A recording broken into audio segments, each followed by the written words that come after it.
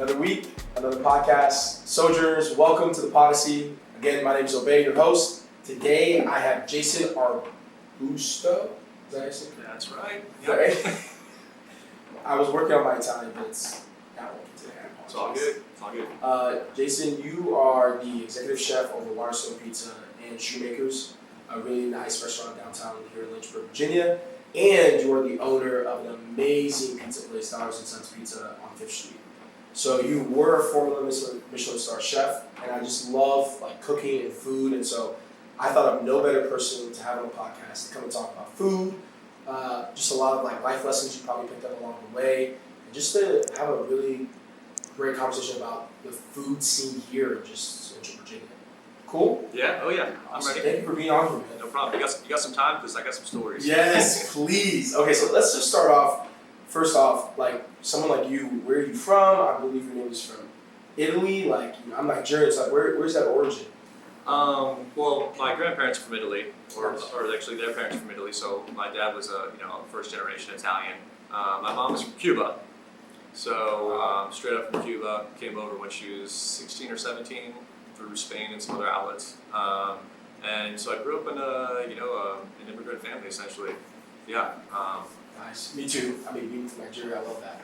So did that affect your cooking? Did you pull things from your Cuban side, your Italian side? Were you trying to mix and match? Because I'm 100% Nigerian, so I only know one style, one kind of. But I love food, and so I can anything Japanese, anything.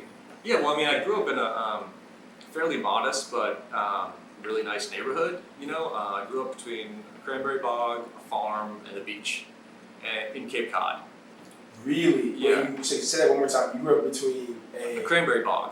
What is that? Cranberry bog. So cranberries grow in a bog, and there's always a lake or a pond attached to a cranberry bog, and there's a moat around the cranberry bogs like a castle, and the cranberries are 3 or 4 feet below that in a bush. And during harvest season, which is in the fall, they pull up a dam and they flood the cranberry bog, and all the cranberries float to the top. And then they harvest the cranberries like they would harvest an oil slick with those big bumper things. Yeah. And then it goes into a conveyor belt, it goes into a truck or whatever. But which is really cool during the winter time is that it freezes over. That's how they preserve the bush, the bog, and it's only about 4 feet deep. So kids that don't play in professional hockey or hockey leagues can go out on the ice and not worry about falling in and drowning because it's only 3 feet deep. Right. So we would all the neighborhood kids, we play bog hockey. We call bog hockey.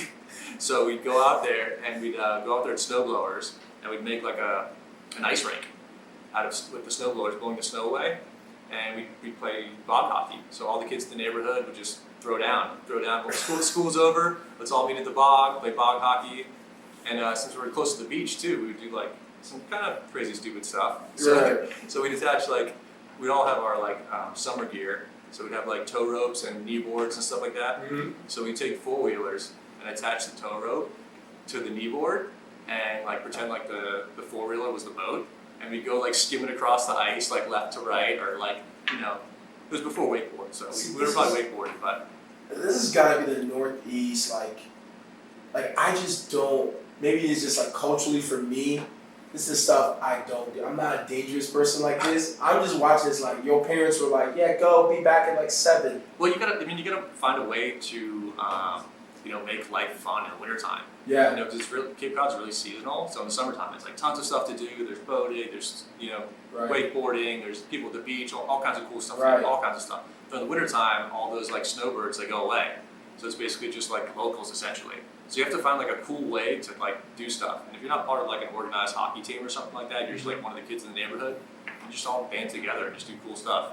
And were you into I don't know, the hockey teams, the Red Wings or the Bruins? Well, everyone around me was into the Bruins, but my family's originally from New York, so I'm kind of a Rangers fan. Okay. And my aunt used to date the Rangers assistant coach. And when my grandparents lived in New York, in Rye, or they lived in Portchester, Rye they had this really cool amusement park. That's where the movie Big was filmed and stuff like that. Every Friday or every Thursday, I can't remember what it was, the Rangers would do a free practice. So all the kids in the neighborhood could go and watch the Rangers play. And then one time when my aunt was dating the assistant coach, we got to go into the locker room and they were just like, pick out whatever you want. So I went down, I got some jerseys, I got a blocker, I got like Ryan Leach's forward stick, I got a Goldie stick, so we had a bunch of like Rangers official gear. So I was like, I'd go down and play bog hockey with like Rangers official gear on.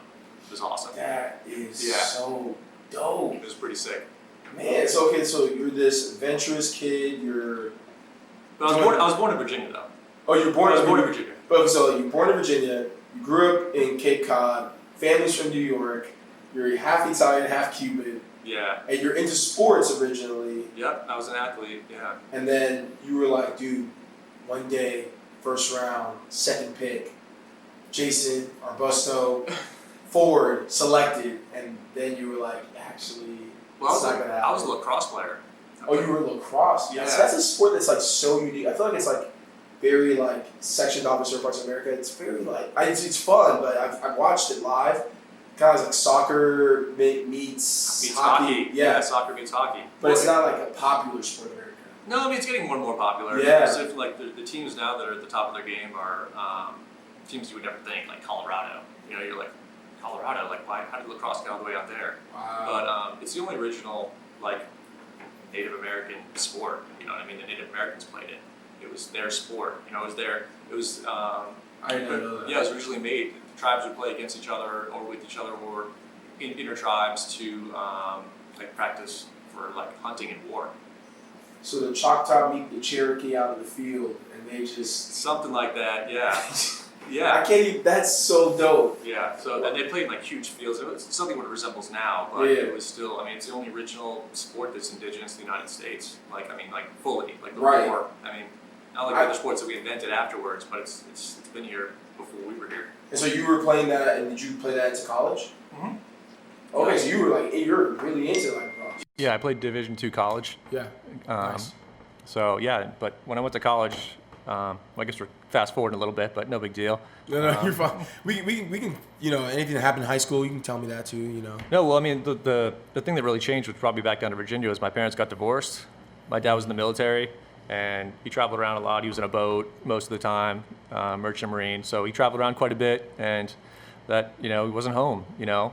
So that could have possibly have, you know, well, it probably did cause my parents' divorce. Yeah. So was that hard for you? Like, were you close with your dad, or? Yeah, I mean, I was close with him. I was definitely close with him and his side of the family. But it was just, you know, unfortunate circumstances, you know, adult stuff and, you know, stuff that, you know, kids don't really, you know, can't really fathom. It just happens, you know, it's just decisions that happen. So I went to, my dad and I looked at a bunch of boarding schools. He was like, well, I was like, I want to live with my dad, but he was still in the military, so traveling around doing things.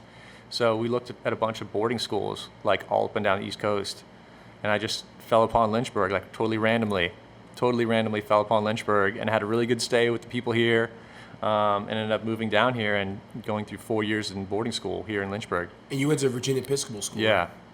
Wow, that is, out of all the boarding schools of the East Coast, you picked a little one in Lynchburg. I know. I had a really good stay with the people. You know, they usually come for a weekend. And I had just like a really good stay with the people that I was here with. And I was like, I just felt it. Yeah, it was just like a feeling kind of thing. I was like, this is pretty cool. I'm glad they probably didn't show you the rest of the town. You were like, man, this is awesome. And then you got here, you were like, where's the rest of it? And they were like, oh, no, we go up to Charlottesville, but like you hang around here. Well, the funny thing is, I mean, like 20-some years ago, downtown Lynchburg was like it was kind of like the joke a little bit. You know, it was like, all right, well, let's go downtown Lynchburg, like roll your windows up, lock your doors. Like, you know, we'd go late night to the tea room. You know, if we got permission to go off dorm, we'd go to the late night in the tea room, and it'd be like, oh, we're going to the big city. You know, like yes. Like, all right, what's going on? Look at all these people. Look at all this craziness. And downtown was all broken. It was all jacked up and. Dude, when I got here in 2012, it was like, if you were not going to the White Hart, people were like, what are you doing downtown in Lynchburg? Like, why would you go downtown?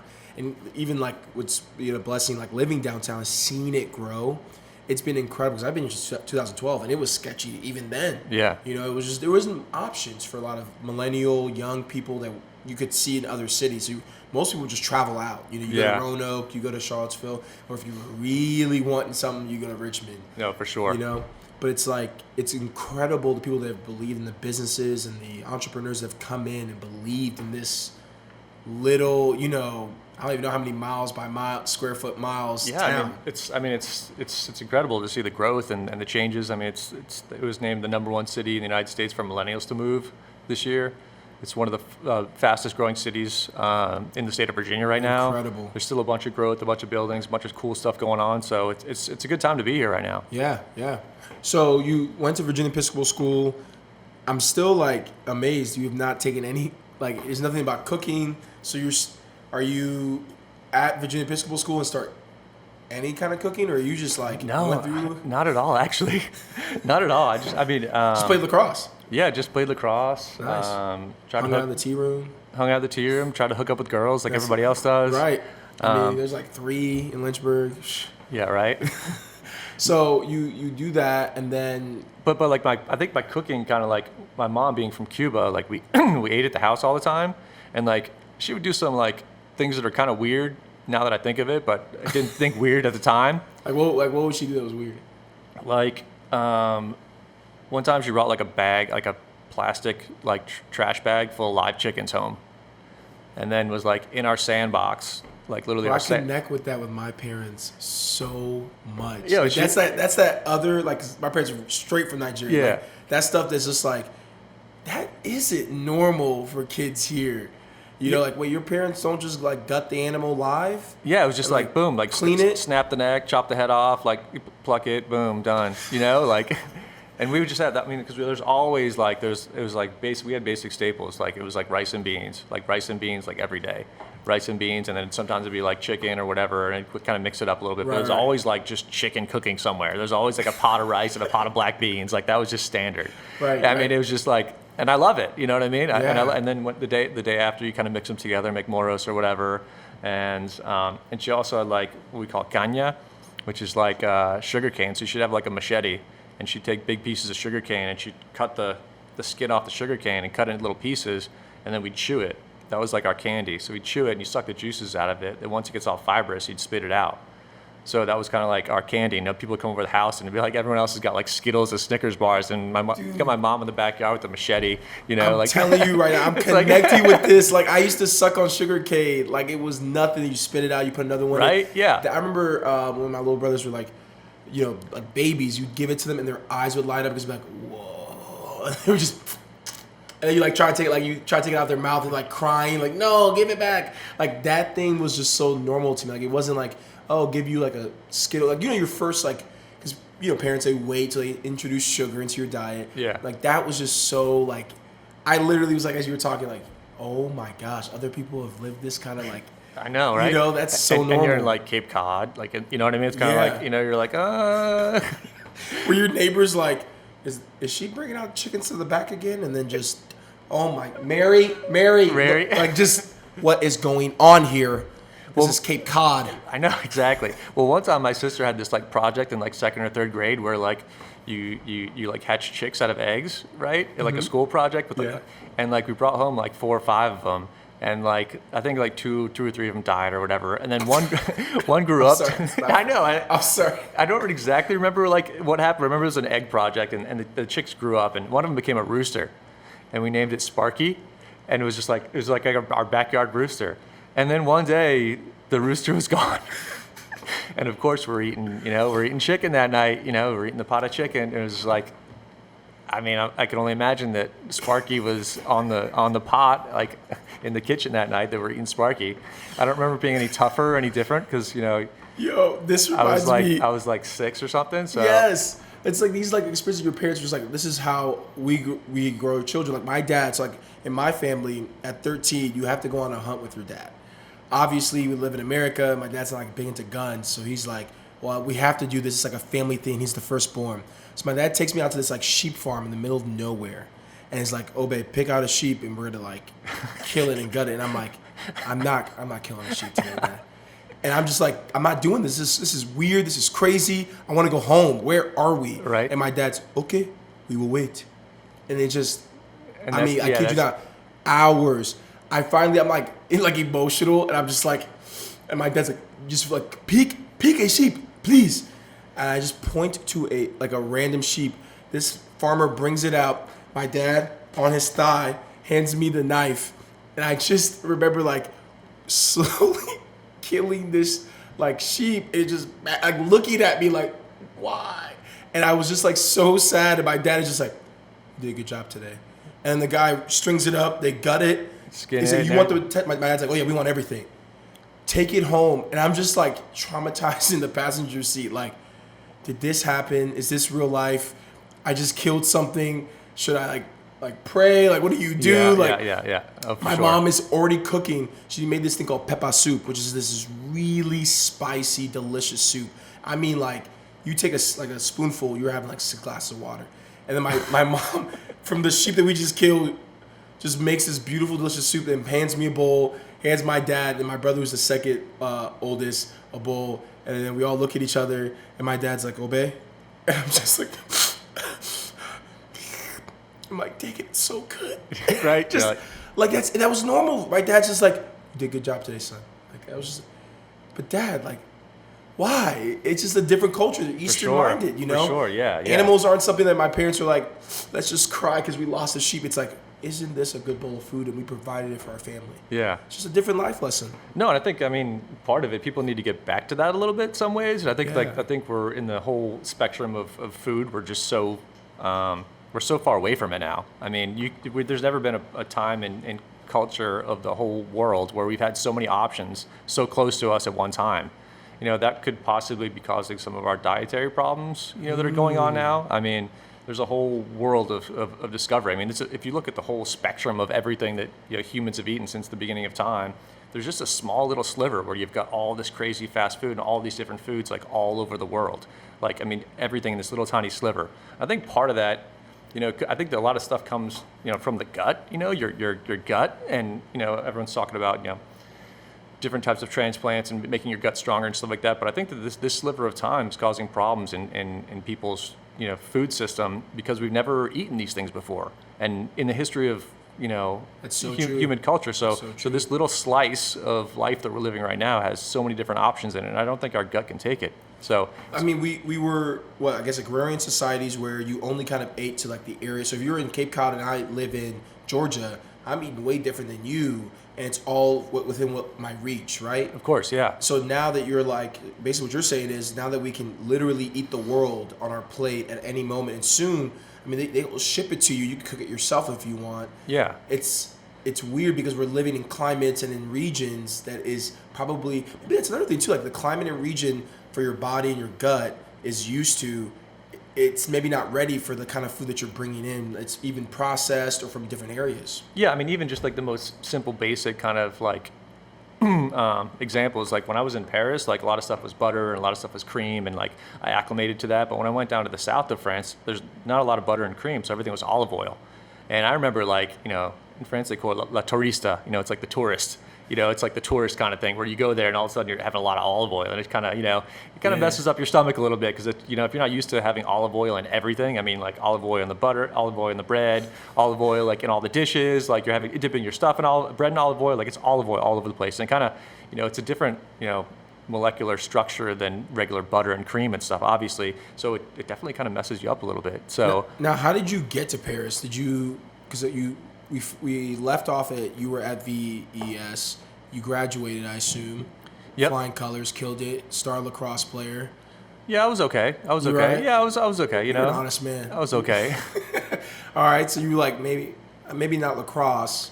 Couldn't there wasn't a pro league to go to. No, well then, like, I mean, my dad was just really supportive of anything I wanted to do. That's awesome. So I think dads really matter. That's one of the big things. Like, I'm really big on with like my friends and people around me is like connecting with your dad in a way. But I really love that you said it. Like your dad was really, even through all that, supportive of you, whichever way you went. yeah, so like, I mean, I thought I wanted to be a pilot. I was like, I want to be a pilot. So he's like, cool. He's like, he knew someone that had like you know, one of those like glider planes. So we went up in the glider plane just to see what it was like, and so we get towed up by another plane. We're in the glider plane, and I'm just like, all right, cool. Like, this is flying. And I'm like, this is kind of boring. Like, like you're just up there like looking around. You can't really do anything. You're not like listening to music or anything. You're just up in space doing nothing. And I'm Right. like, all right, this isn't cool. Mm-hmm. So I was like, all right, cool. I want to be an FBI agent, you know?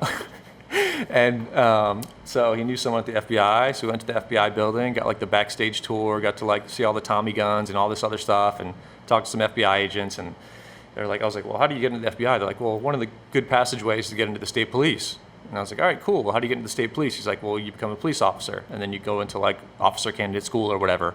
So he's like, all right, cool. So you're gonna be. So he knew a friend that was a police officer. So and he was living in the D.C. area. So he's like, we'll do a ride along for a couple nights with the cop. I'm like, cool, yeah. I was like, all right, let's see what that's all about. Let's see if you really like it.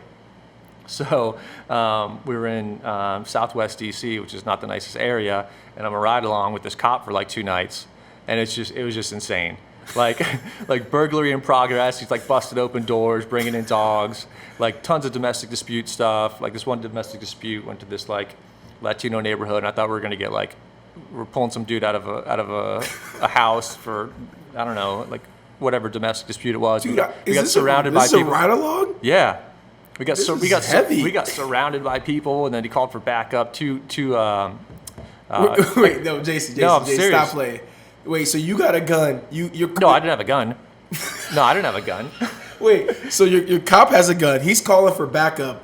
You're sitting with no. Do you have anything protecting you? No, I'm just rolling like I was. I was like, dude, there's no way. So then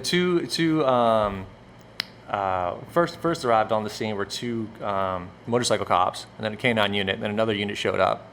And the only thing that I wouldn't say like saved us, but like he taught youth soccer, and like literally we're surrounded by a mob, and there's a bunch of young kids too, and a bunch of the young kids were his students for the youth soccer league. So it's like, oh, Coach John. Oh, it's Coach John. Coach John. It's like, oh, dude, thank you, Coach John, for like being a youth soccer. So they surround you, and the kids just break through like, Coach John, are we still having practice this week? Yeah. So and then it like calmed down. We got the guy, but they all followed us to the police department. Like we had like a caravan of cars that followed us to the police department. This dude was like tatted up, like one of those dudes that's got like, you know, the teardrop tattoos on his face and tattoos just all the way up his neck and everything. Just like kind of like the real deal, dude. Then there was a car that flipped over one time, and he had to like jump in there and like slash the seatbelt, and I was like, this is crazy, like burglary in progress and all this stuff. I'm like, I was like, basically cops just like, look for trouble. Yeah. They just look for trouble, and I'm like, well, this is insane. So I've got like a lot of respect for cops, after that. So this was 3 days in what city? DC. This is DC in the 90s. In the 90s. This is DC in the 90s. 3-day ride along DC in the 90s. Yeah. So I was like, all right, I want to be a cop. All right, so we got no to lacrosse, no to pilot, no to cop. What's next after that? Yeah, well, then I had to do some like soul searching. I was like, what do I like to do, and what can I do? Like I was like, I know I like to travel. I want to see the world. Like my dad traveled all over the world. My brother traveled all over the world. My grandparents been all over the world. And I was like, I want to see the world a little bit. But what kind of job can I have that I can do that and also make a living? And I also had like a thing in the back of my head was like a job that couldn't be outsourced. Tech jobs or manufacturing jobs or kind of whatever. I was like, cool. So I was like, maybe I want to cook. So then my dad knew someone in the restaurant biz in DC. Your dad just got the hook. Your dad's what I call the plug. Yeah. He was just the plug for you. Anything you needed. That was it. That was it. Man, so if you needed some J's, your dad be like, yo, I know somebody who knows somebody who got the J's. Yeah, he's like, yeah, I got somebody, I know somebody. You need what? Sheet metal? I got sheet metal. You need like wood? I got wood. He's like, it's... You want to build a tiny home? All right, I know somebody who actually builds tiny homes. You want to start? Yeah, I mean, it's, so... Your dad's awesome, okay. Well, he's like, anywhere he goes, he's like the mayor. Just always making friends. Oh, yeah, opening doors for people, talking to people, picking up trash on the floor, like helping people park. Like he's just like that dude. He was an Eagle Scout. Like he was in a Catholic all boys school. He went to the United States Merchant Marine Academy. Then went to Officer Candidate School. Then went to International College of the Armed Forces. Got his master's degree in shipbuilding. Like who's got a master's degree in shipbuilding? Like a bad dude that wants to build some ships. So he like knows just knows all kinds of people, and has just been like a huge like influence on me. Yeah.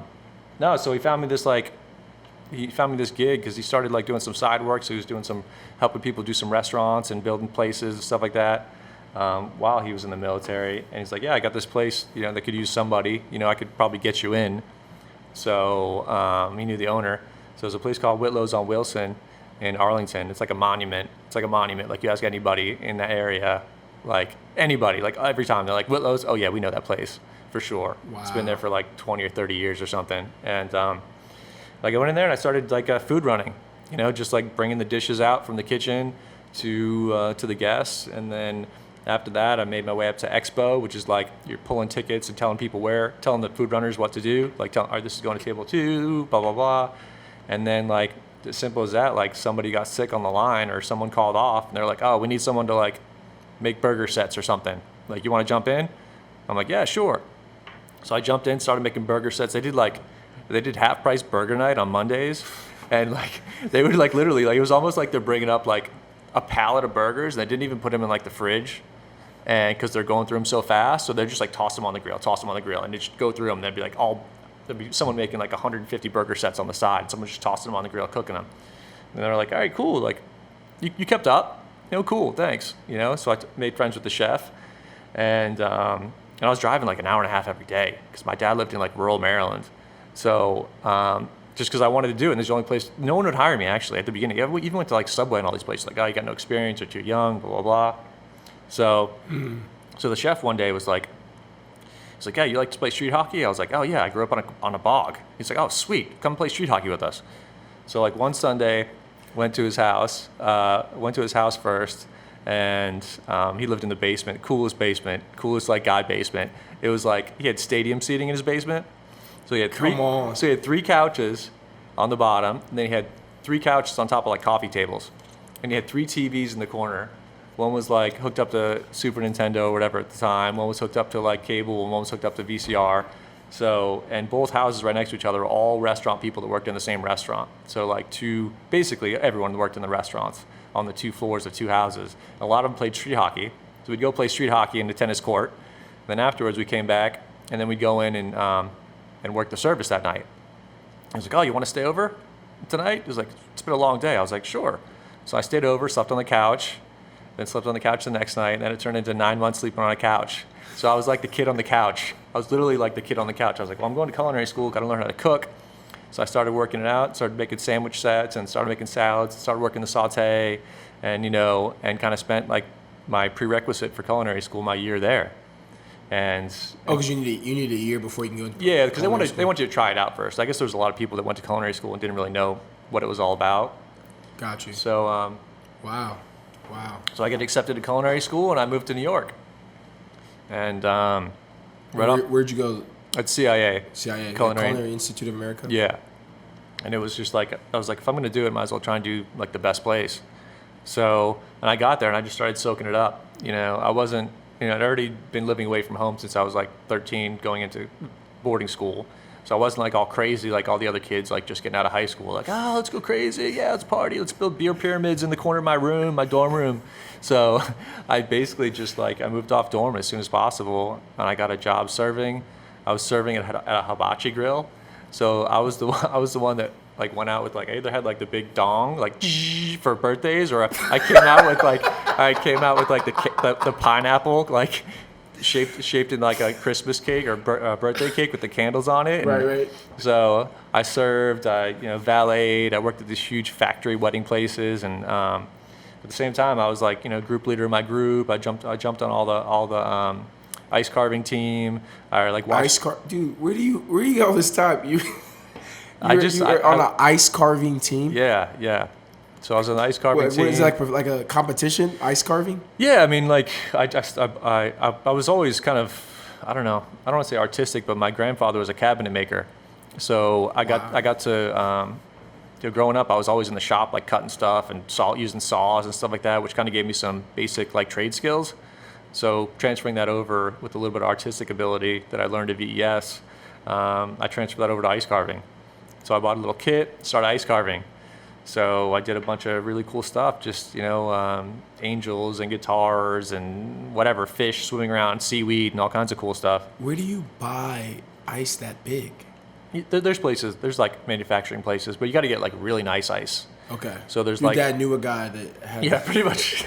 Yeah, my dad knew a guy who's got some ice. Let me get you some ice in August. He's up, northeast. Yeah. He'll bring it to you. He'll come over. Yeah, he'll bring it. Okay, so you do all that while you're at the Culinary Institute. Yeah. So you're learning, like, in the Culinary Institute, I'm assuming is like, you learn the basics of cooking, and then you like progress, like anything like photography, or you learn the basics, and then you start to progress, and then you make it your own, right? Yeah, well, I mean, culinary school is like, they give you like a tidbit of a bunch of different things. Okay, so you go in and you do product identification. So you're in a class for a week or 2 weeks, and it's like, this is endive. This is how endive grows. This is what it tastes like, blah, blah, blah. This is balsamic vinegar. This is like regular basic balsamic. This is like a 5-year age. This is a 10-year age. This is a 25-year age. And you can taste the differences. Then you taste olive oil. And then you just go through all kinds of different products, just getting you used to what the products are. And afterwards, you go into like another skills class, and you go into an economics class. Then after that, you start working your way, then you go into fish butchery. And then after a while, you actually start cooking, and you go into, introduction to hot foods or something like that, where you're actually like cooking dishes for like a fake service, for people that are eating. I think there's like 52 kitchens in there or something. So there's an experimental kitchen, there's like baking, there's pastry. So you basically like do like several weeks in all of those kitchens. And at the end, you work, they've got 4 restaurants, maybe like 6 now. So you work front and back of the house of each of those restaurants. So you cook and you serve in each of those restaurants. But in the middle of it, you do what's called an externship. So you go away somewhere. And I was really trying to go to France, because the whole time they're always talking about French cooking techniques, and that's what, I don't want to say all cooking is based upon that, but all kind of like normal cooking is kind of based around that, like the traditions and the sauces and the bases and stuff like that. So everybody's talking about France the whole time. So I tried to do my externship in France. Actually, not the funniest thing, it's funny and embarrassing at the same time. I was in like my first introduction to hot foods class. And I put this like big pan on the stove. It was like a French flat top, so it's always hot. And in the kitchen, it's kind of like a museum too. So it's all encased in glass. So like there's a lot of visitors that come in. So the visitors come in and they see what the cooks are doing and stuff, and they go eat in the restaurants. So I put my pot on the hot stove, and then I get called into the dean's office to talk about going to France. So I was like, sweet, I'm going to talk to the dean about going to France, and I was all pumped up about it. And then I come back, and it was like 15, 20 minutes later, my pan's still on the heat. And I'm just like, all right, cool. I was all like super happy, and I just put some oil in it, and poof, a huge ass flame comes out of it. And it just like, it was like a 3 or 4 foot flame coming out of that easily. It like flares up, and I didn't know what to do, because I'd never put out a fire in a big pan like that in a commercial kitchen. I'd never really cooked before, Of course, there's a bunch of guests, there's a bunch of visitors watching and everything, and I'm like the group leader of my group, and I'm supposed to be all like hot shit, Right. And I like make this huge flame, and the teacher has to come over there and put it out for me, and so a little embarrassing, but man, that. So at least it humbled you though. You grew from that. Yeah. You're like, hey, there's levels to this. I'm still learning the basics. I thought I was, the ish, and now I'm like, okay, let me make sure I remember the basics. Yeah, that was a lesson that I'll never forget.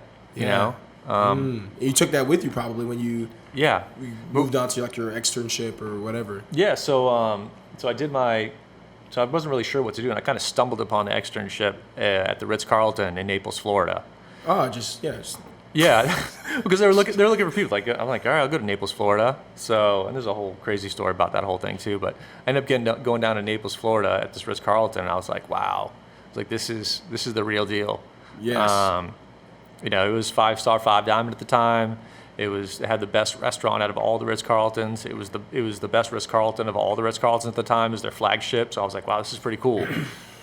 They kind of bring you into they kind of indoctor you into it a little bit. They give you like a 4-day like whole tour of the place, and they kind of get you into the whole thing about it. And I drank the Kool-Aid.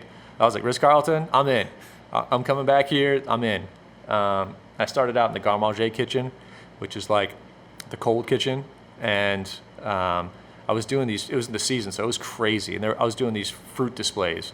So there was like a dude that would come up and literally like drop off like a pallet of fruit, and I'd cut them. I'd shave them down, and there's another dude that would come up with a big trash can, and I'd empty all the seeds and stuff in there. Once I was filled up, they'd bring me another pallet. They'd take the trash can away, and so I did like every day. I just carved fruit. How many hours a day? Oh, dude. Well, at that time, I think it was probably 8 or 10. It wasn't that bad because you're an extern. 8 to 10 hours a day. That's all you did. Of carving fruit, yeah. For how long? Like carved fruit, and I'd also like slice cucumbers and wrap them in lettuce kind of thing. But my externship was 3 months originally, so I probably spent a month doing that. And then I was like, all right, cool. They're like, cool, he's pretty good. Like, you want to move him around? So they moved me to like this restaurant at the beach called Mumbo Gumbo or something like that, And it was a Creole chef over there from Haiti, and it was super cool. So I was making like conch soup and all kinds of craziness, and and that was fine. And then I was like, cool, like move me to the steakhouse. Like, all right, cool. So they moved me to the steakhouse, And then right next to the steakhouse was the fine dining. And I was like, I want to do the fine dining. They're like, no, externs don't do fine dining. I'm like, really? So then like, I kind of like tried to talk with the chef and kind of like try to weasel my way in a little bit. And then finally, like, just same thing, like someone called in sick or something like that. And like, dude, we need somebody. I'm like, cool. I was like, all right. So I started working the garde manger station over there. So we usually start, which is like the cold station. So I started working the cold station, started doing some stuff. And then, you know, like I realized like one of the pans was kind of like all jacked up. So I brought in my own pan. I brought in my own little spatula and everything. I had like my own little gear. I had my own little cutters and stuff. Was it hand graved? Like you put your initials in it? Oh, totally. Totally. Oh, at the time I wrapped everything in green and blue tape because all my stuff was blue and green tape. So everything was wrapped in blue and green tape. It was just like, I don't know. It was just like, that's my thing. Like that was just that was my little trademark, I guess. And so I worked. You imagine like a long time cook just like sees you coming in and they're like, yo, who's this guy? Like your own line of stuff, like just like, yeah, I'm ready. And you're like an extern. So it's like, you know, it's like all like full-time NFL quarterback, and then it's like his rookie comes in like all his own gear, like oh yeah, sleeve. You're like, oh totally, yeah, just totally. let me know what do you want me to do. It's like you're just working this one part of the line. Yeah, that's it. But you were ready for anything. No, I was totally ready for anything. I mean, I was just totally concentrated on doing exactly what I was supposed to do, and just like, you know, just shut up and do it. You know, it's kind of like just everyone's like, don't say anything, just do it. So I did it, and then I asked him, like, I was like, this is really cool. Can I extend my externship? She was like, sure. So I extended my externship 3 months. So I ended up spending 6 months there. And so I spent the last 3 months working the fine dining. And I kind of moved around a little bit, kind of did a couple other cool things. And I was talking to the chef because the chef was French. And he was like the poster boy for Ritz-Carlton at the time. He was like all over the place. And I said, I was like, well, I want to go to France one day. So he just like writes down his brother's number and just like, he's like, when you get there, give him a call. So I put it in my pocket, write it down, and then go back to culinary school, finish culinary school. And like 2 weeks after, I'm like I just didn't want to follow the path like everybody else did. Like everybody, a lot of kids that went to culinary school would like go work in Danielle in New York City or work in a bunch of those restaurants. And I was like, I want to do something different. So 2 weeks after I graduated, I just bought a plane ticket and I got a cassette series called French in 3 Months. It was a Victor Hugo cassette series. And no joke. I started learning French on the plane because I knew that eventually I was going to go down and meet this guy. And I had to repeat what I was going to say to him. You know, I was like, this is like a different. I just love this. Like, you were so committed. This dude's on the plane, like listening to this. Like, when I land, I'm fluent. No, you have no plan, right? Like, you have no job. You're just flying to France. Yeah. You're listening to cassette tape of how to learn French. Where are you staying? You have a place to stay? No. Yo. No. Oh, dude, I love this. You just believed, like. Yeah, well, I mean, you got to like tempt your future, tempt your fate a little bit. I think put a little risk into it here and there. Because if you don't, I mean, if I went there and I didn't meet him, or I would still be in France. I'd still be eating food. I was like, I'll just still figure it out. You know what I mean? Like I saved up a little bit of money from working. I was like, even if doesn't even happen, like I'll still be in France. I'll still be able to go to the markets. I'll still be able to like eat in a couple cool restaurants. I'll still be able to influence me. So I got to Paris and I was like, all right, cool. I'm in Paris. And I was like, well, now I need to figure out how to get down to where he is near Spain. So I just got on a train and trucked it all the way down there. And when I got there, I called him up. I was at the train station. I called him up and I was like, I'm here. Like, I pretty much practiced like what he would say to me too, like, who are you? And I'm like, well, I'm Arnaud's brother. Arnaud's your brother. I worked with him, Ritz-Carlton. And I wrote a whole script essentially, like what he would say, so I would know what to say back. And I was basically like, I'm at the train station, come pick me up. So they came to the train station, they picked me up, and they brought me to the restaurant. And it was like, I don't know how old it was exactly, but it was an old mill that they transformed into a restaurant. I don't know, probably a couple 100 years old or something like that, I'm guessing. But they had a foie gras farm there, which is the fattened duck liver, and they had pigeons there. There's actually like pictures of me like cutting up a pigeon, and there's pigeons like at the door, like pecking to come in, kind of thing. So I met the dude, brought me down to the restaurant. They gave me a little apartment. They gave me a car. It was there's actually a Bon Jovi model Golf, Volkswagen Golf. So I was driving a Bon Jovi model Volkswagen Golf that they gave me, and I started working there, and I did whatever they wanted me to. So I mean, like I literally like did like I cleaned, stairs with a toothbrush, and I washed a bunch of stuff and I packaged a bunch of stuff and then I started cooking and then, I started learning French and I started going to markets and I started like doing a bunch of cool stuff and I would go to Bordeaux and kind of travel around and do a bunch of randomness. And then I met in the same town I was in, there's like these hot baths, because like the whole French health system's different than the American health system. So there are these hot baths where people go to get like PT work done on them and like massages and things like that, or and I met a Corsican boxer in a bar, and I would go like I spoke a little bit of French, he spoke a little bit of English, so we'd go back to his like hospital room and we'd play like Mario Kart and like hang out, and that was like my friend.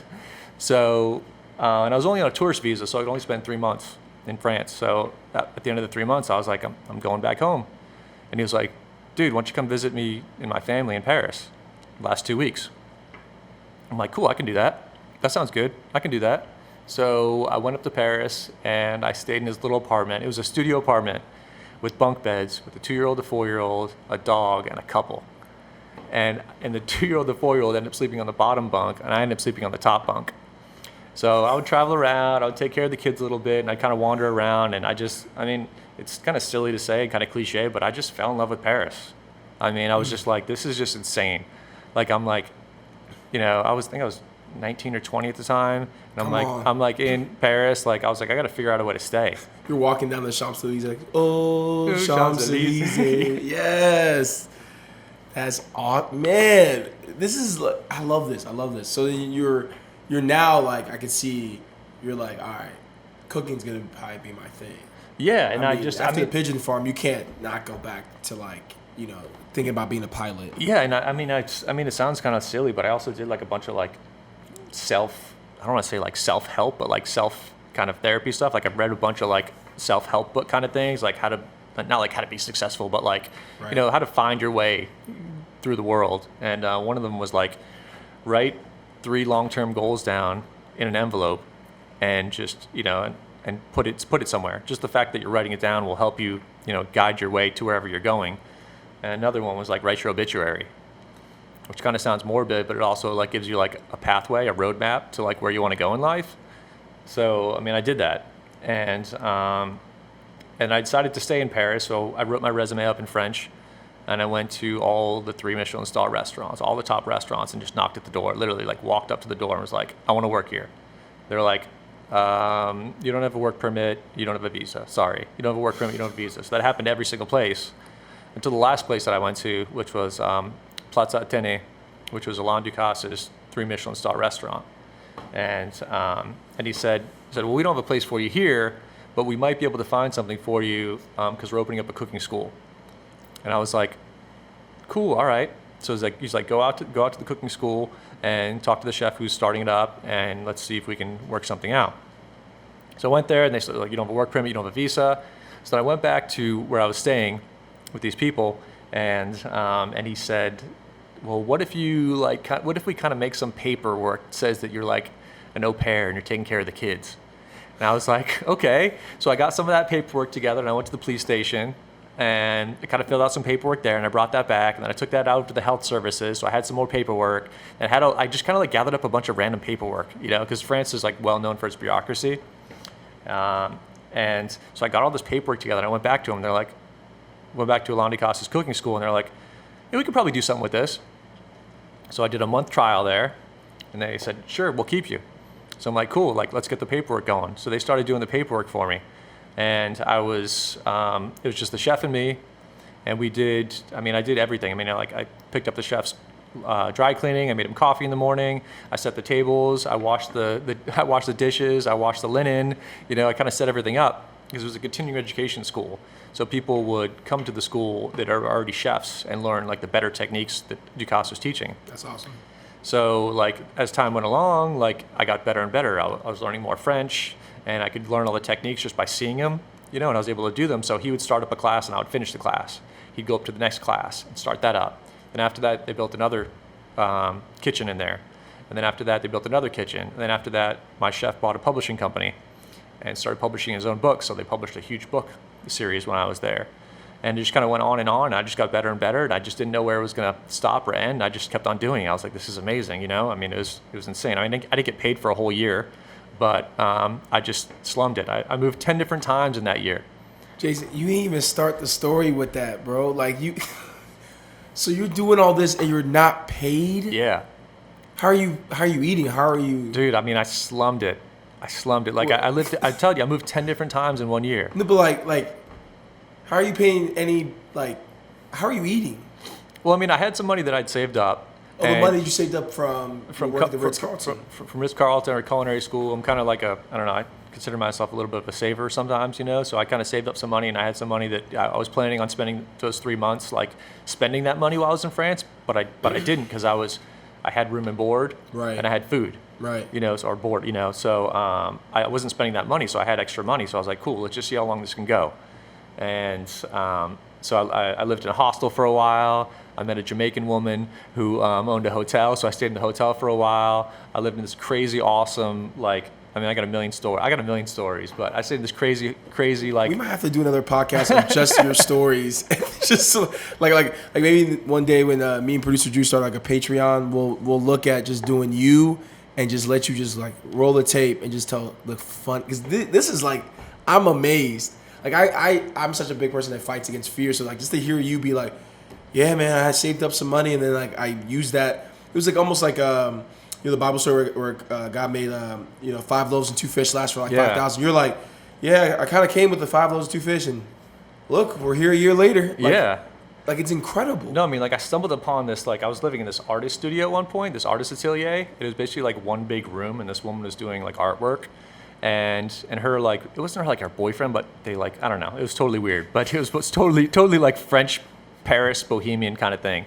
But he was from Tunisia, and he was a linguist teacher. Okay. So it was the craziest thing. So he would give me these, I could almost speak French at that time, but my accent was horrible. Okay. So he would draw these diagrams of, like, teeth. Your mouth and your teeth and your tongue, and where like your tongue pitches and moves and flips and hits your teeth to make different sounds.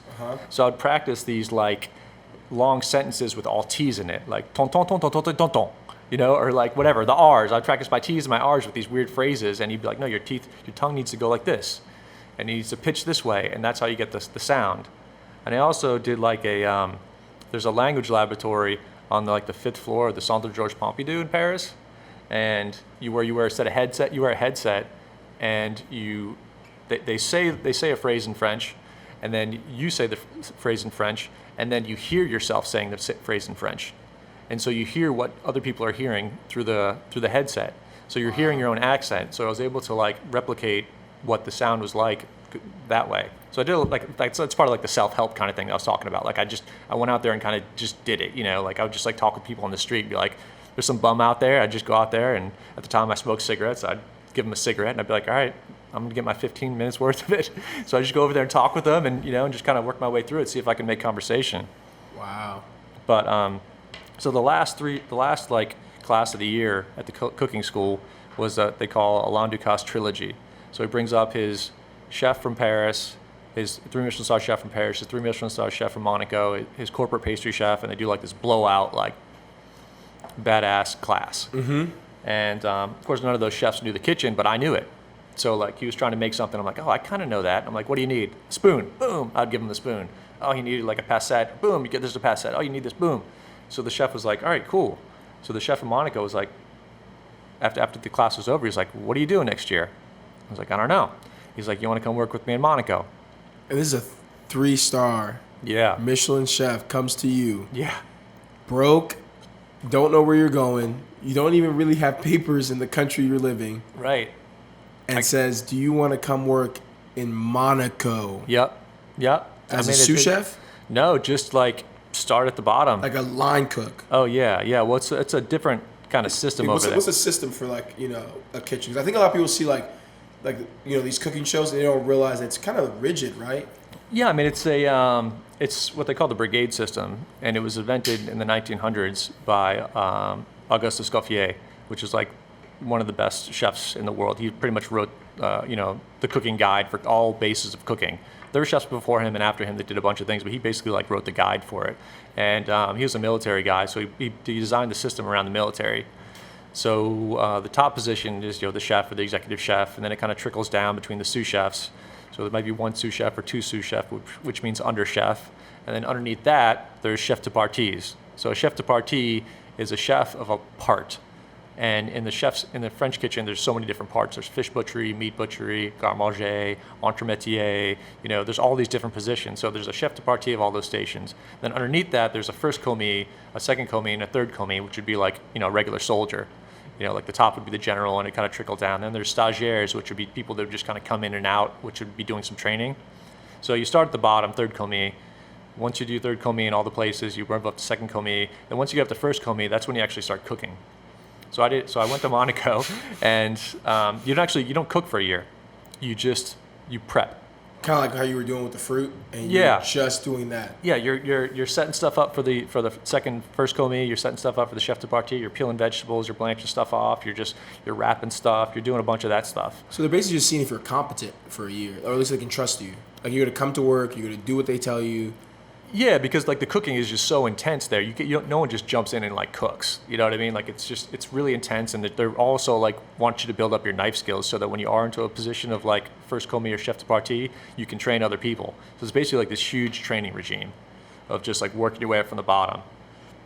So I started working all the different stations. I worked all the different stations like all the way up until a chef de partie, and then I was chef de partie in several different stations. And that's when you're like training people to do other things, and you're in charge of a whole section of the kitchen, which is pretty important. But Monaco was just, it was insane. In 2002, when I was there, we got our third Michelin star. It was second best restaurant in the world. It was insane. It was insane. It was super high intensity, tons of pressure. Yeah. You get there like 8 a.m. You work till 3, and you completely clean the kitchen, like top to bottom. 3 p.m.? Yeah, 3 p.m. 3 p.m. And then you get a break from 3 to 5, and you go back from 5 to like midnight. And it's like 6 days a week.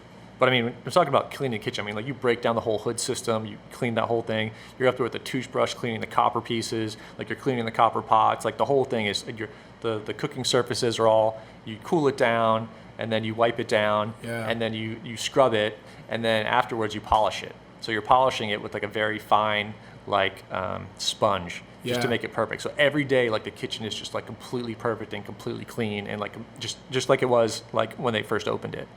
So it's just like it's pretty insane. Yeah, as someone who loves cooking, and this is part of the reason I wanted to get you on here. It's just like I remember watching a documentary about becoming like a Michelin star chef. I love like following people who are really, really good at their craft and what they do, because I want to get better at the things that I do, like this podcast and other things that I do. And to do that, you have to watch the greats of any field. And what I found was like, you kind of get portrayed, I guess, with like the Gordon Ramsay and the,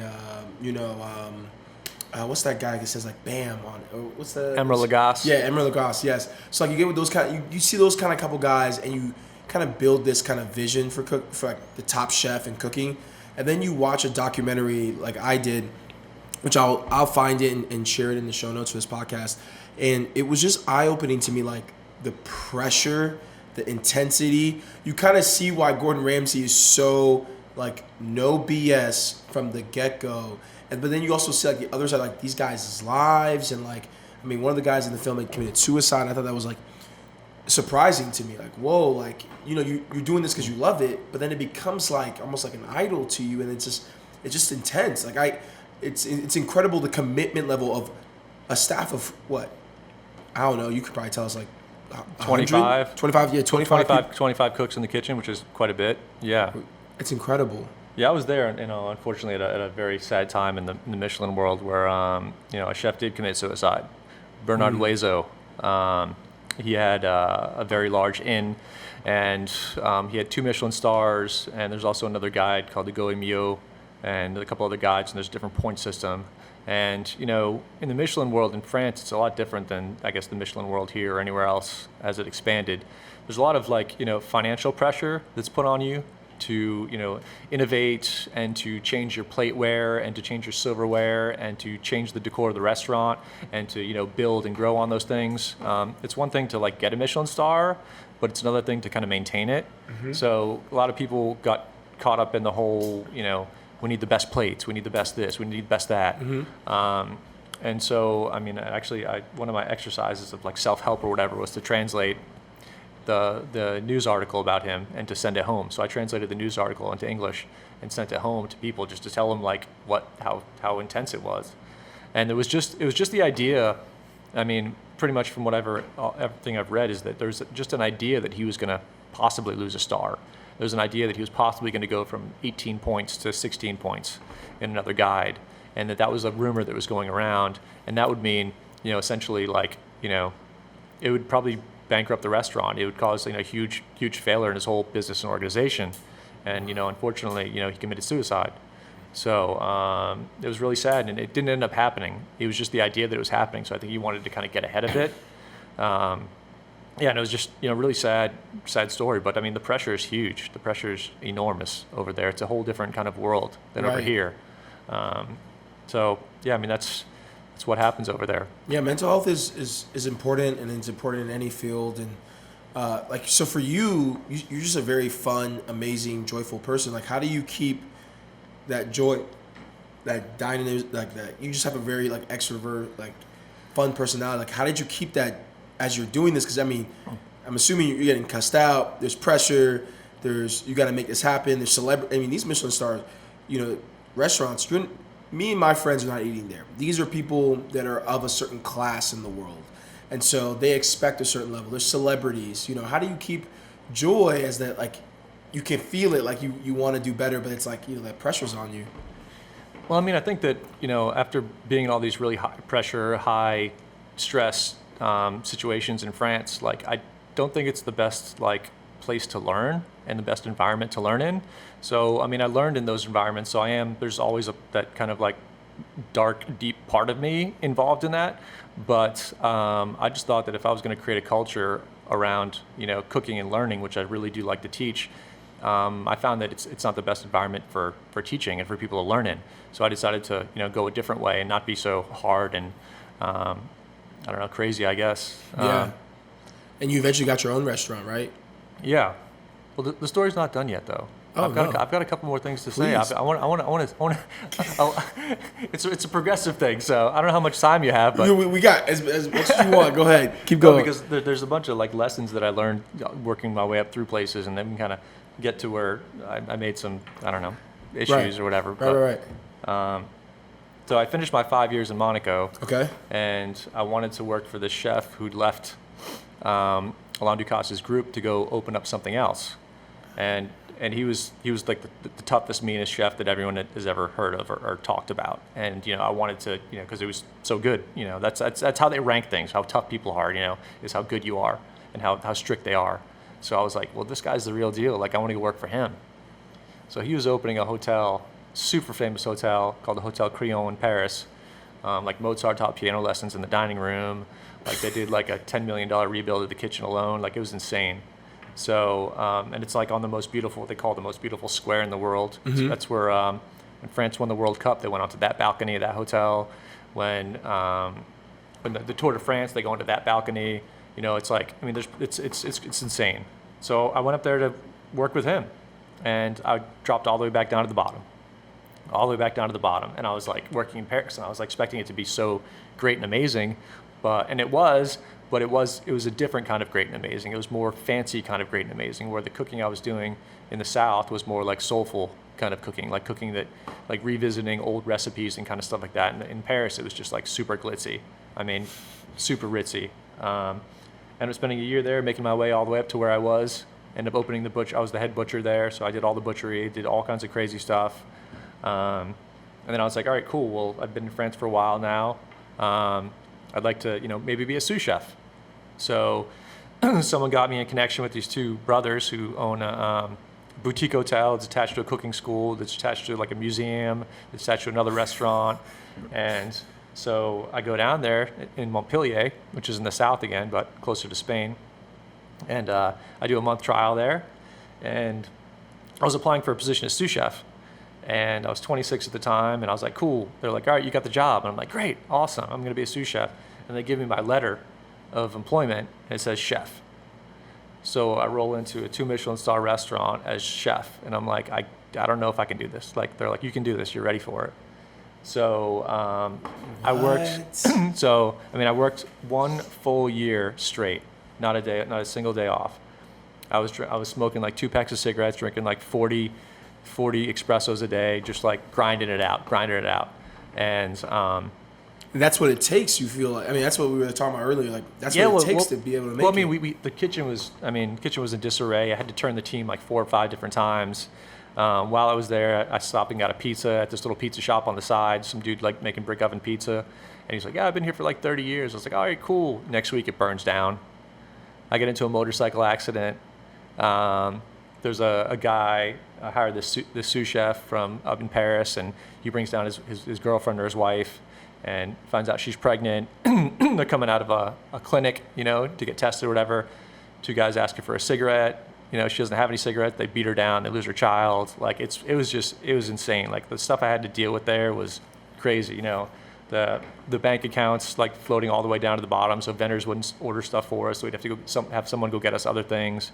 We had a guy that was spear fishing for us, which is illegal to have fish like that. So one guy was spear fishing, and he'd bring the spear fish in through the back, and we'd flip him like $50 or whatever. And like, there was a Japanese dude living in the back near a dumpster. And he had like a little lean-to that we just open up and be like, "Hey man, you got to work now." And he'd be like, "Okay." So he'd come out and work for us. Like, it was crazy. It was insane. So, the crazy thing is, like, out of all the stuff that I should have learned there, like, I'd been working so much and I was under such high stress that I don't even remember anything that I made there. I only remember a handful of recipes that I did while I was there. So that kind of brings you into like the whole like safe, cool, fun learning environment. If you're in a cool environment, low stress, you absorb more. So that's the kind of culture I wanted to make. And at that point, I was like, well, I've been in France for 8 years, like, from 19 to 26 or 27. And I was like, I missed birthdays, I missed anniversaries, I missed all my friends going to college, I missed the whole like big college experience like everybody else had, missed people having kids and everything. And I was like, maybe it's time to go home or do something different. So I call up Alain Ducasse, pretty much like the biggest chef in the world. I mean, he's the only chef he's the first chef to have 2-3 Michelin star restaurants at the same time. An interesting story about him, a little tidbit, was that he was flying back and forth to each of those restaurants, and his plane crashed. And he was the only survivor of the plane crash. And he spent he spent a whole year in a hospital, and he's just thinking and thinking. And when he came out of that, he just was like, I have to like not conquer the world, but kind of he had this mentality of just like conquering the world and making the best of your life, obviously, because you're so close to death. So I ended up meeting him in his office in Paris, and I think it was in Monaco actually. He says, "Where do you want to go?" "Anywhere in the world. I've got restaurants all over the world."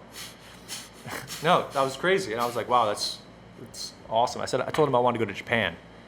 And he was like, oh, well, there's, Japanese people would prefer to have a French-trained, French nationality chef in Japan than an American. That's just kind of their mentality. And he was like, how about Vegas?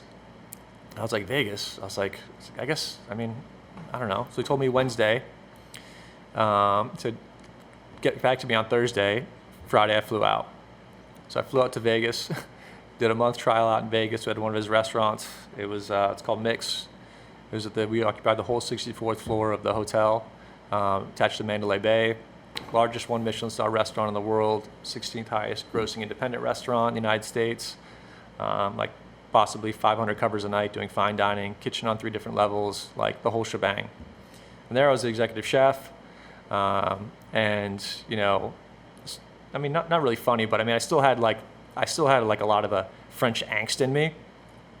So it was like probably like my second day there, and one of the line cooks sent a dish up to me that I didn't like, and I just, I stacked up all the dishes on that plate up, and I just kind of like tossed them at her. More or less. Kind of sounds That's a little. That Gordon Ramsay. Yeah, no, I was amped up. I was like working every single day the whole year at a 2 Michelin star. I was 26. I was fired up. I was like, I'm not putting that out like that. And then the next day I come in and I'm in the president of the hotel's office, Yeah, and I've got I've got my like tight jeans on, I've got my pointy Italian boots on, I've got my nice like, shirt on and everything, and he's just like, he just rips into me. He just like totally rips into me. Oh, like this is not how we do things here. You know, he's like, this is my restaurant, this is my hotel, these are my plates, this is my thing, blah, blah, blah, and then just like blows up. Like literally, I was like, whoa. He's like, I don't care who you work for or anything. I was like, okay. Went back up there, calmed quite a bit down. And then started doing my thing and then kind of found my groove, I was just, France is a different thing, you can, it's a horrible thing to say, but you can belittle people and you can talk bad to them and, it's just tolerated over there. The stress levels and everything, and you just stick with it. So it's tough. So ended up like having a great experience there. Went through the recession. I got a huge promotion during that time. Bought a big house, was kind of living the life. I got to cook and see so many stars because we were in Mandalay Bay. So all the fights that were going on, Pacquiao or Marquez, they would all come up to the restaurant to eat. The biggest thing was, it's kind of weird to say now, but I cooked for Michael Jackson when I was there. So Michael Jackson came up. Jason, stop. With his kids. Jason, that's my favorite artist of all time. You about to get me emotional. You cooked for Mike. Yeah, that's a whole funny story too, but yeah. And you live where? Lynchburg, Virginia. Central Virginia. Y'all, stop sleeping on this town. I cannot believe you don't understand what you just said, man. That is like, man. My wife didn't talk to me for like 3 days because it was super secret, right? It was just like only the top 2 people in the restaurant knew he was coming up. Came up through the back stairwell, the whole thing. Oh yeah, we closed the whole patio for him. Security everywhere. His kids were in black hoods eating dinner, And I went back home and I was like, told my wife, I was like, guess who came into dinner tonight? And she was like, who? And I was like, I'll give you 3 guesses. And she didn't guess it. And I was like, Michael Jackson. She just like burst into tears and was like so pissed. Like she's like her, obviously like a biggest fan. Babe, you didn't tell me. Oh, she would have like totally ran up there and like busted in on her. And I was like not gonna have it. Like I was the chef. Like I would have been like the most embarrassing thing. Your wife like hysterically Your wife cried. see uncontrollable. Please sign this. Thriller's my favorite album. Oh. And you're like, who's this woman? It's like, I'm so sorry. This executive chef's wife. She'd like for you to sign a couple T-shirts. Yeah. What? So you cooked for like the top of the top then. Yeah. This is when you were. This is a 2-star, right? Yeah. No, this is a 1-star. This is a 1-star. The biggest. Yeah. Killed it. And I met like Michelle Pfeiffer. I met like Mel Brooks. I met like a million people because the kitchen was wide open, so people would just walk by. And they'd want to meet the chef or see the chef. Paris Hilton, like the whole shebang, like everybody, like the whole. Who was the celebrity that you met that you were starstruck the most, and who was the nicest celebrity that you met? You felt like this person's just like normal. That's why when I meet celebrities, I find that either they're like introverted, I didn't realize, or they were really nice, or some of them are just like I'm a celebrity. Well, like Michelle Pfeiffer was. Super plain and basic, like in jeans and like a grandma sweater kind of thing, but just was like so naturally beautiful. Yeah. Like she's beautiful, right. But like when you see her like that, it didn't even seem like she had makeup or anything on. Yeah, she just like strolled up there and I was like, dude, that's Michelle Pfeiffer. Hey, that is insane. I was like, she is just totally cool and chill. Like I love that she's in a 1-star Michelin star restaurant with like a hoodie, like yeah. Just eating lunch, grabbing dinner. Yeah, Floyd Mayweather was up there. He had his bag full of money. He was literally like. He had a bag. Yeah. He rolls around with a backpack full of money. Yeah. Shut up. No, he had a bag full of money. He just paid in cash. He opened it up. Was like, here you go. How much was it? Here's like $5,000 or whatever. Yeah. Mel Brooks was there. Mel Brooks is funny, because he's like super old or whatever. Yeah. So he came up to the pass, where we send out the food. And I was like, dude, it's Mel Brooks, everybody. They're like, oh, cool, Blazing Saddles and all that stuff. Mm-hmm. He's like, come here. So everyone's like, oh, cool, he's gonna like drop some wisdom on us. So we all gather around. He's like, come here. He's like, he's like 150 years old now, and he's like 2 feet tall. So we're all like gathered around him. And he's like, come here. He's like, all right, cool. Oh, I got something to tell you. It's like, all right. It's like, what is it? He goes, buy my DVDs. I was like, okay, all right. I was like, you want us to buy your DVDs? He's like, Blazing Saddles, and went through the whole list of stuff, and I was like, okay, all right. buy your DVDs. He's like, merchandising, you know, like so. And you guys quickly realized there was no wisdom to be had. Yeah. He just wanted to plug his stuff real quick. Totally. That's And Lilian Thuram, who was he was the captain of the French World Cup team. He came in. Well, he came in France and came in with his family. I took his kids to the back to like show him some of the lobsters and stuff like that. Super down to earth, like just ridiculously awesome soccer player. And he was just super cool. And then like 2 days after that, he was playing for Juventus. So like 2 days after that, the whole team, the whole kitchen team, front and back of the house, got uniforms. He sent uniforms to everybody. That's awesome. Yeah, I was just like, that is just so cool. You know, someone that's like, you know, it was awesome. Who was the biggest jerk? You were like full of himself.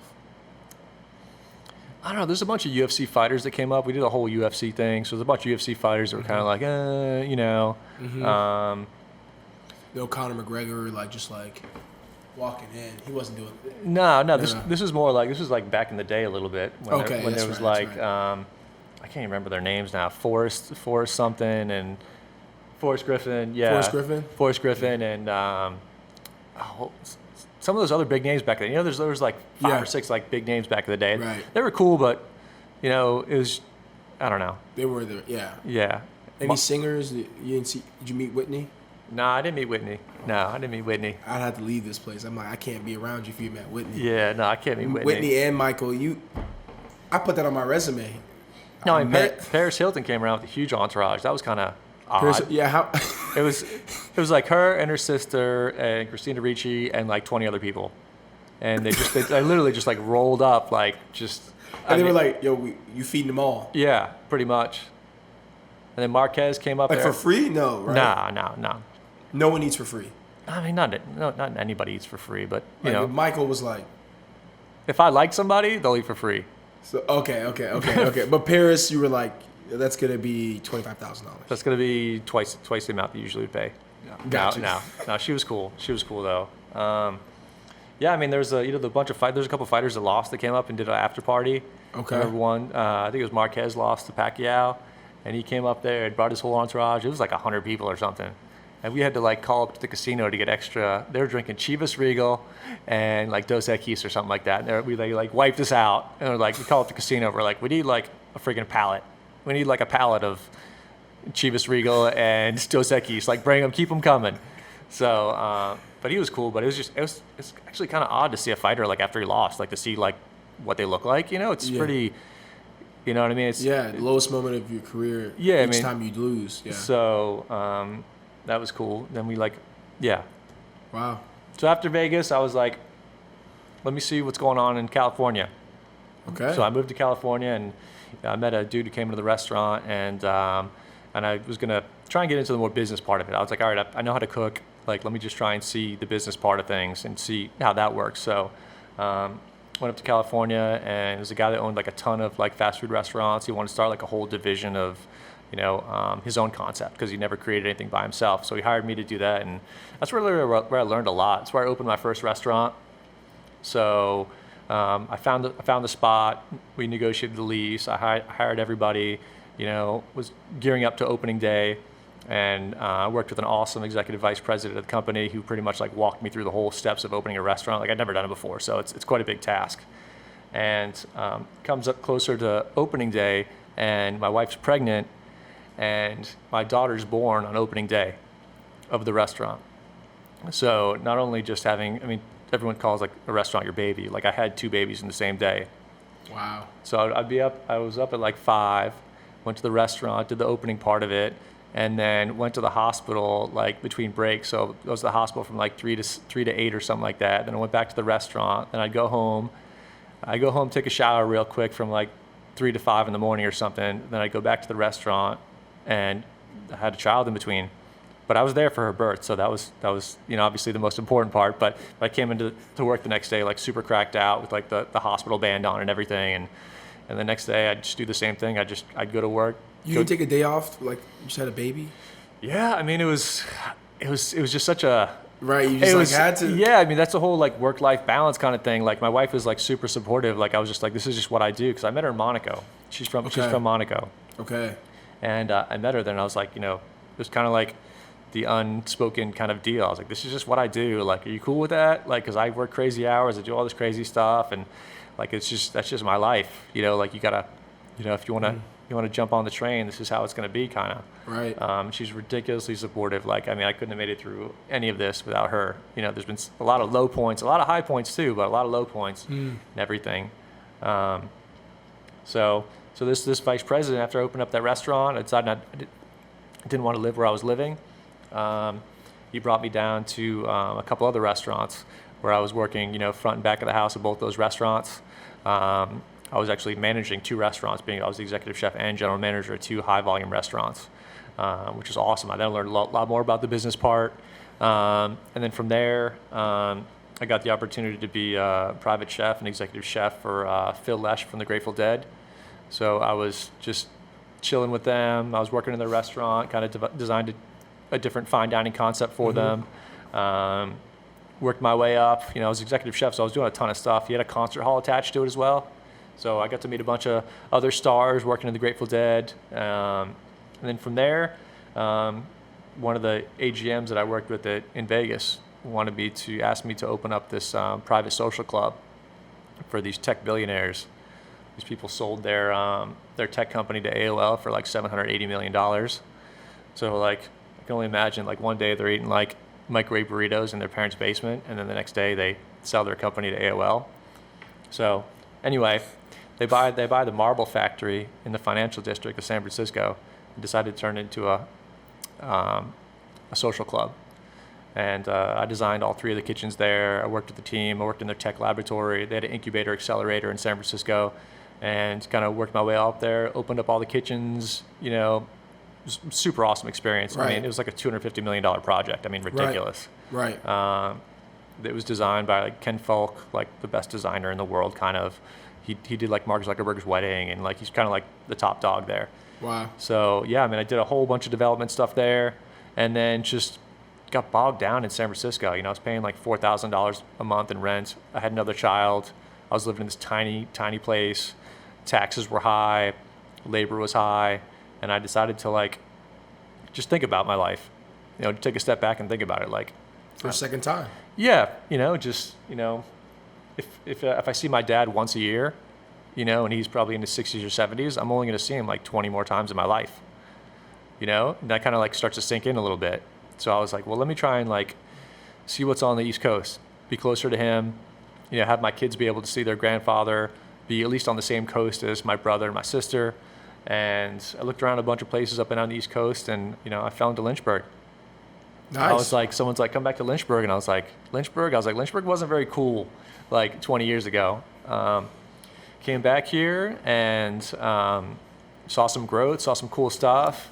Worked at a couple places, and then opened up my pizza shop, you know, and, you know, 6 months into it, you know, they asked me if I want to take over the Cranberry Hotel and Shoemakers and Waterstone and the event center and all that stuff. And I was like, sure, you know, I was just like, I'm just going to stick it out, you know. I mean, it takes a lot to like, you know, jump into something. Right. You know, it takes a lot of risk, and it takes a lot of, I guess, courage, I guess, to open up something on your own.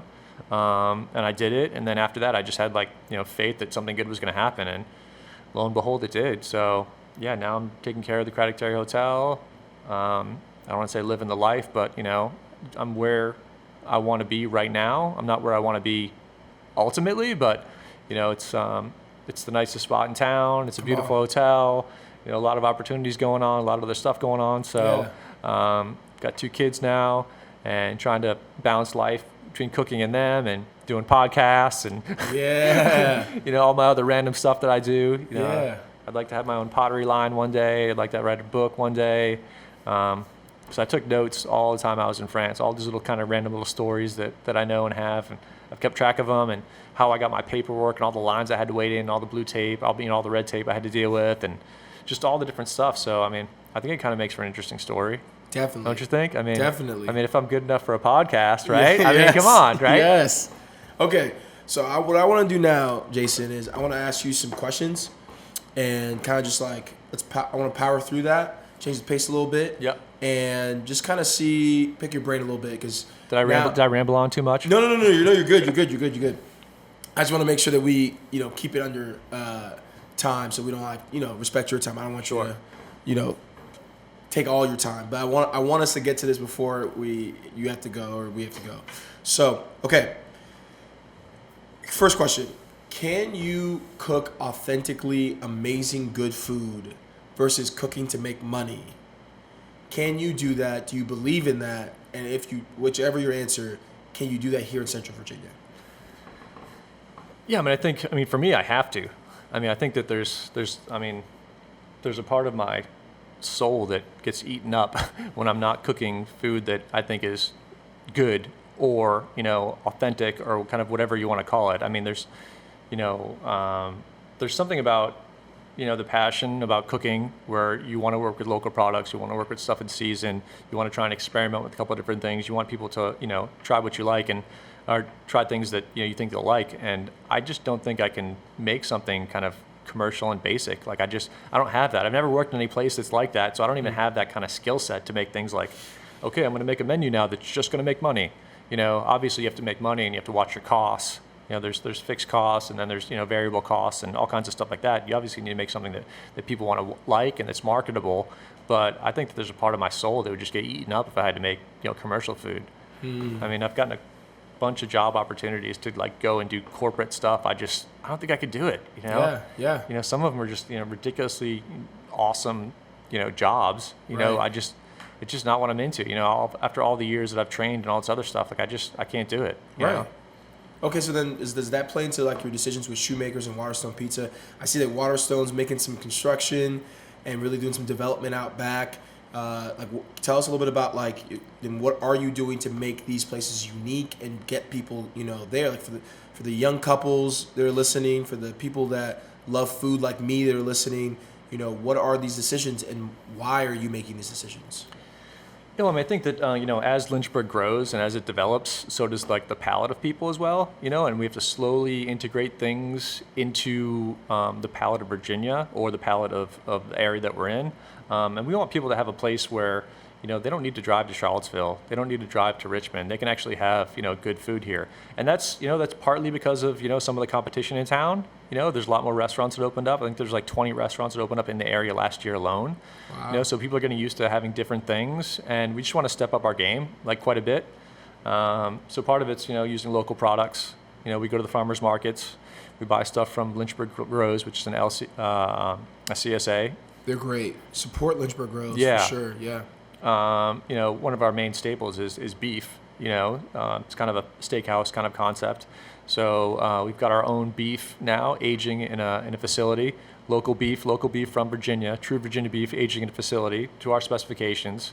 And we're creating some really cool, creative things that people like.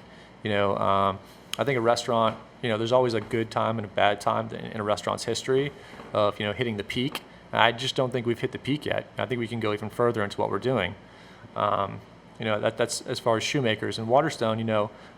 We're making great stuff there. And part of it is bringing my skill set into it. Regular pasta that's commercially made is fine, but we bought a pasta machine and we're making all of our own pasta now. So we bought a pasta extruder. So all the pasta is fresh extruded pasta. And I don't know of any other place in Central Virginia that's making that, or even any other restaurants, other big restaurants that are doing that, in the area. So we're making our own fresh extruded pasta. Our dough is a little bit different than what it was before. I used a couple different techniques, changed a couple things around. Our salads, some of them are made with local ingredients, just fresher. I think we're making everything in-house now, where I'm not 100% sure if it was before. But just bringing a fresher approach to things. We're kind of trying to bridge the balance between where people are and where we can take them to. I don't think I would do anything crazy down there, but we're just doing great stuff. Bring up specials and bring in new products, and you got the whole beer garden concept going out there. So we want it to be, family friendly in that big lawn area. It's out there. Should we build out that lawn to make it more like family friendly in what aspect? Like just like place to sit, or? Well, I think of what's kind of missing here and what kind of people like. And there's a lot of families here. This is a family place. And I like to go to breweries. With there's one coming in downtown. Yeah, two. Where's the second? It's gonna be on Main Street. Where? That's a little down low information for you. Yeah. Okay. So We got a little podcast exclusive. I Yeah. like it. I like it. So, when I Nice. go to a brewery, it's like, it's these big open fields and picnic tables and whatever, and I can have a beer and my kids can play and it's totally cool. It's not like you're in a restaurant where like kids can't run around, There's a lot of families here where there aren't really that many spaces that are family friendly and cool for adults. So we're putting up a stage, we have live music, we're building 2 ginormous like checker and chess boards. We're putting up some cornhole, putting up picnic tables. So we're trying to create like a cool, fun environment that's outdoors where families can go and Nice. where people can listen to music and hang out and just be chill. Nice. Nothing too pretentious, just, a fun little hangout spot where the kids can run around. The kids can be 10, 15 feet away or whatever, run around the lawn. You're not worried about them. They're playing cornhole or they're playing with a chess or checkerboard, but you're also sitting down having a beer, which is kind of cool. Nice. So we're hoping there's going to be, different parties and different events and, Yeah. maybe birthday parties and stuff like that, and kind of just adult and children-friendly stuff. Yeah. So let's talk about the food culture here in Lynchburg and Central Virginia. Been here since 2012. As someone who sees himself a little bit as a foodie, which is why I struck a friendship with you as soon as I went into Dollars and Sons, I have seen the food culture grow in ways I think are positive. But for someone like you, an experienced, amazing chef, I've tasted your food. I think it's really good. I think you have a great vision. What do you see for the food culture here, and where do you want to see it go? So where do you see it now currently, and then where do you want to see it, say, in 5, 10, 15 years? Interesting question. Yeah. I want it to grow, and I want to like create a community around other chefs too. That's also like something that's kind of important to me. We're planning on joining the ACF, the American Culinary Federation, Cool. where we can bring in students or people that want to learn about food and kind of create that culture around learning. So it's all about just learning, helping people grow, and then hopefully they'll learn some stuff from me or us, the stuff that we do, and they'll open up places on their own. Or open up places with us that'll also kind of bring the level up. I think that every community starts with, entertainment of some sort. And nowadays, entertainment is going out to restaurants. That's why so many restaurants are popping up. So I'd like to see it grow even further. And I really want to put, our mark on Lynchburg, where people talk about, let's go to Lynchburg, like instead of going to Charlottesville, or people from Charlottesville coming here, which we've already started seeing. Charlottesville and Richmond and different areas that are coming here to eat at Shoemaker's because we're doing some really cool stuff there. Our new menu's about to roll out, and the whole local part of it and the beef and everything. It's really becoming a really interesting place to go and dine. You're getting things that you're not going to find anywhere else. So we're trying to grow the community, make our customers happy, and I think we could put our stamp on the map of Central Virginia. Yeah. Where I don't think it's too far out of our reach. It'll take some time, but I want it to really, put a stamp on it, where people can like, oh, what's in Central Virginia? Like, no, Lynchburg. Right. Yeah. What would you say is, if there's a couple styles of restaurants you'd like to see here, what would you like to see? I don't know. I think there's a lot of like cross restaurants. Things are going on. There's always like sushi and ramen, or there's hibachi and sushi, or Right. all these kind of things. I wish there was Right. like a specific restaurant that just did. I wish it kind of started to specialize a little bit. Right. I think a lot of the restaurants do a little bit of everything. Like you can go to a Chinese restaurant and get sushi. Like no, you want to go to a sushi restaurant to get sushi. Like that's pretty much all they make. Or go to a ramen shop and just get ramen. Or kind of like just go to a pizza shop, just get pizza or whatever. Or I'd like to see a little more like ethnic food too. Yeah, like I love that Rendezvous moved in, but that's something that I wanted to talk to you about because like the Central Virginia is not known for like art, culture or food. As like Richmond has that kind of like rich kind of like culture, food, art, kind of gritty. Yeah, Yeah. like for me, like travel, being able to be blessed to travel around the country and eat good food around the country, I want to see that here. I want to see a French Asian cuisine work in Lynchburg, Virginia, and other places. So, like, why don't you think that like that thrives here in Lynchburg, or do you think that like we just need to create a culture that invites more people that are from diverse backgrounds? Like, hey, I want to open up a ramen place. I'm Japanese. I want to open up some sushi place that is authentic and real, and you taste it and you use chopsticks, and it's like you can feel like you're really eating something that's culturally sound. Well, I think that there's certain things that are like I don't know, I always use like the ketchup analogy. Like I can make a ketchup that's really good, right? That's going to be, an amazing ketchup, but everybody knows that Heinz is the ketchup. You know what I mean? Everybody knows what Heinz tastes like, and that's like the benchmark of what it should be. And I think there's other restaurants that came into the market here, which are kind of like have dictated what the taste should be.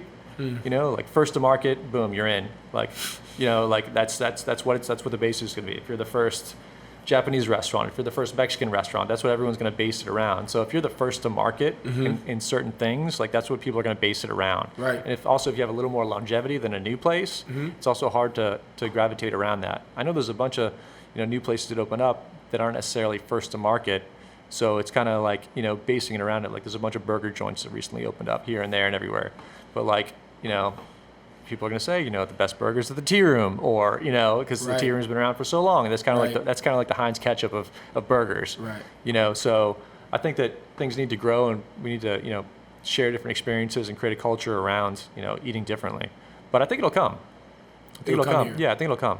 5 years, 10 years. What do you think? I don't know. I'd like to say within 5 years. Wow. I'd like to say within 5 years.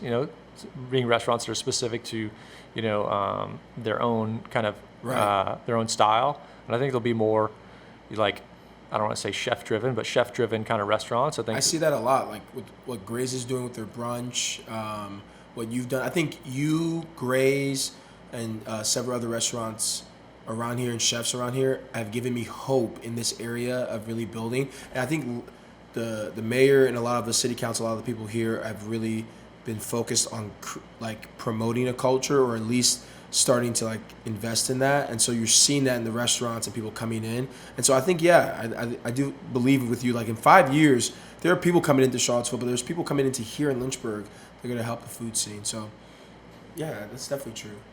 I think that's definitely true. I mean, I think that it sounds surprising, but I think that, in 5 years. Well, look 5 years ago. Look all the stuff that happened 5 years from 5 years till now. Yeah. I mean, there's a new hotel. There's probably 30 or 40 new restaurants in the area that have popped up. The Academy opened up. The Academy opened up. There's a ton of stuff. I mean, the road construction is going to be done on Main Street by then. It's going to open everything up. The big concert hall that's going to open up on Main Street. Huge. There's a bunch of stuff that's coming up, and all those things are going to happen within 5 years. So that'll spring up new businesses, and there's also creating jobs for, people are doing construction, so those people need to eat. There's people doing road work. There's all this site stuff going on. There's architects. There's a bunch of other people that are making money off of those projects that are getting built. So I think it'll bring in more and more people, and a lot of those people are probably from out of town. So that's going to bring in a different flavor of that's going to dictate what the food scene is going to be like. Man, Jason, this has been really good. I don't know if there's anything else I have. I think you just hit it all on the head. I think it was really cool. Thank you so much. I want to have you back on for sure. I would love to maybe think of a different different topics and pick your brain up with different things about food. Maybe we even talk shop about chef's table. Like you said, the Gordon Ramsay approach versus your new kind approach, and just more about the food scene here, because I think it's just going to continue to grow, and especially when you start writing that book. Right. We want to promote it here because this podcast is going to grow, and I'd love to have you back. Well, cool. Man. Well, thank you so much for having me. I appreciate it. Thank you, It's been fun. It's been a lot of fun. Sojourners, thank you guys so much for listening. Please follow Jason Arbusto. Check out the restaurants, Shoemakers, Waterstone Pizza, Daughters and Sons Pizza. He won't announce this because it's a really cool, I feel inside the club thing, but he does this dinner series that is fantastic. I did his first one, and it was just, I can't even put into words the journey he took me on, and I was like, yo, this guy is no joke. So if you don't know his name, check him out, support his restaurants, support his businesses, and make sure you guys enjoy some good food, enjoy eating somewhere local. So for those sojourners that are from around the country, around the world listening to this, please, please, please, please, please support your local restaurants and amazing chefs like Jason. Until next time, God bless.